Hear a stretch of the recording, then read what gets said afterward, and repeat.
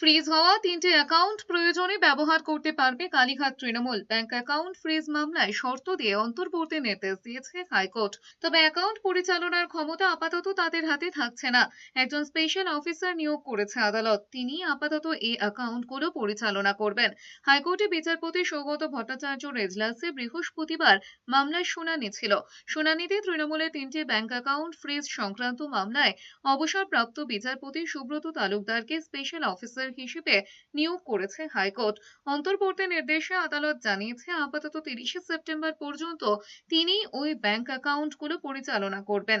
দলের দৈনন্দিন কাজ পরিচালনার জন্য ওই অ্যাকাউন্ট থেকে টাকা দিতে পারবেন স্পেশাল অফিসার। আইনি খরচও নিতে পারবে কালীঘাট তৃণমূল। 21শে সেপ্টেম্বর এই মামলার পরবর্তী শুনানি রয়েছে।